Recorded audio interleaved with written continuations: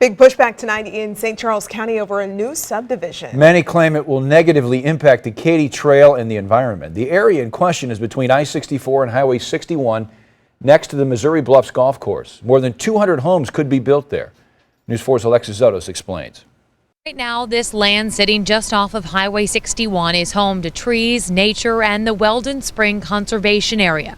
Below sits the Katy Trail. It's a rare big chunk of undeveloped land here in the St. Louis area. John Hickey is one of the dozens that packed the planning and zoning meeting Wednesday night. Many have been fighting against this plan for 2 years.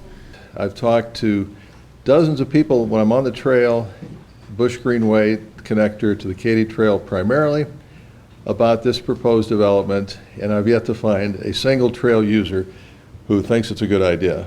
The land is owned by the University of Missouri, and they're selling it to NT Home Builders. The company plans to build around 220 homes and apartments. In the 2 years since the project has been proposed, the developer has compromised.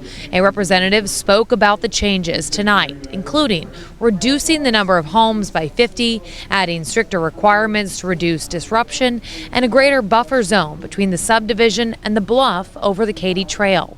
But opponents say they're skeptical of what the developer has deemed conservation development. This is something that's been forced upon the general public. We've shown up in droves against this. Everything's been ignored. Why would we trust that? I don't believe it.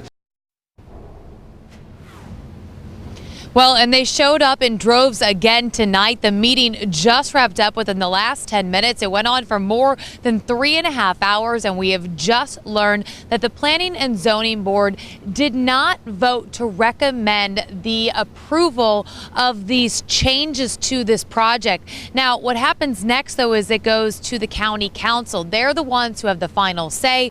Planning and Zoning didn't recommend this last year, but the County Council was able to override that with enough votes. That meeting and that vote will happen next month. Count on News 4 to keep you posted on what happens. Live in St. Charles, Alexis Zotos, News 4.